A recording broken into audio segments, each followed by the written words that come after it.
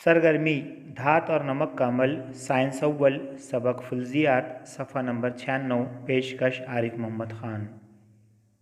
ज़रूरी अशिया लोहे की कीलें, सैंड पेपर, इम्तिहानी नलिया, कॉपर सल्फेट का महलूल, धागा, स्टैंड और इम्तिहानी नली का स्टैंड वगैरह।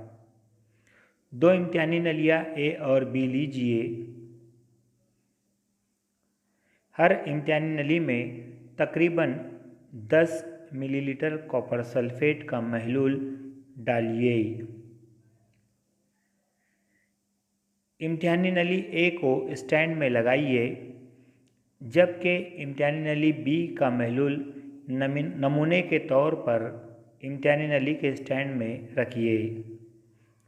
अब लोहे की कील लेकर उसे सैंड पेपर से रगड़कर साफ कीजिए।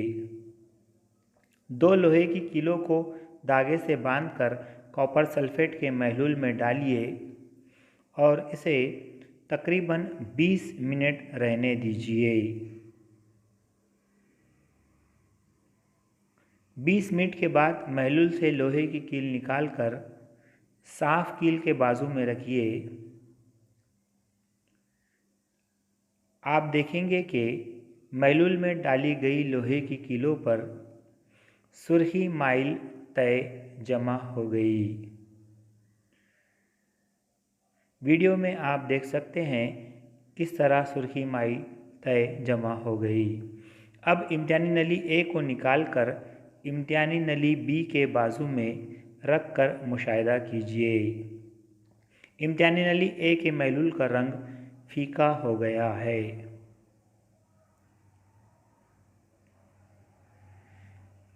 ऐसा क्यों हुआ? लोहे की कील कॉपर सल्फेट के महलूल से अमल करके फेरस सल्फेट बनाती है और तांबा अलग होता है। कीमियाई मसौद आप देख सकते हैं। इस महलूल में लोहा तांबे से ज़्यादा तेज़ामिल है, जो कॉपर सल्फेट के महलूल से तांबे को अलग कर देता है, जिसके नतीजे में फेरस सल्फेट तैयार होता है।